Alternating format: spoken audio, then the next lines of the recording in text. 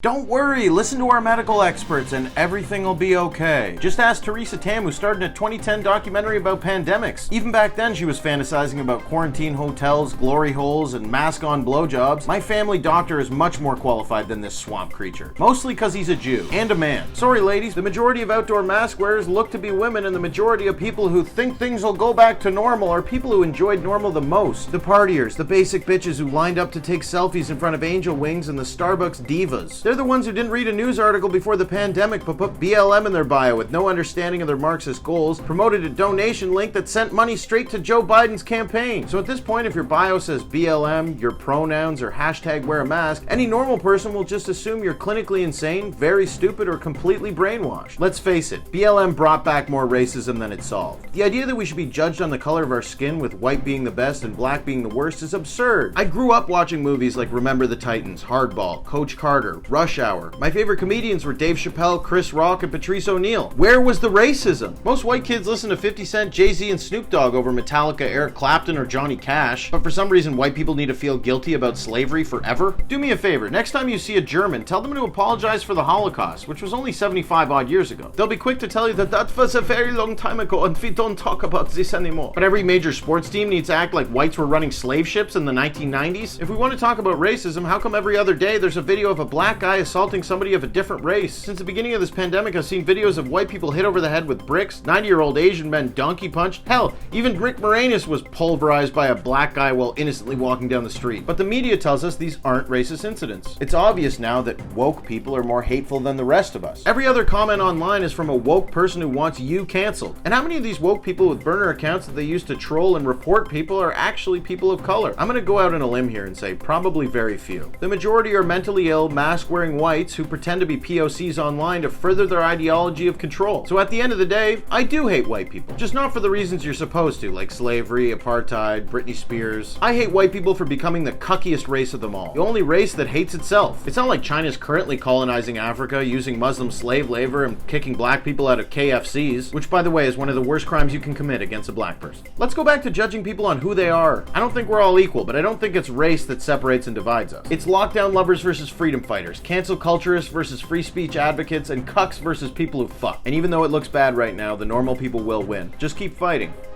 and laughing. If you love my content and you want to support, go over to patreon.com/Ben Bankas and sign up right now.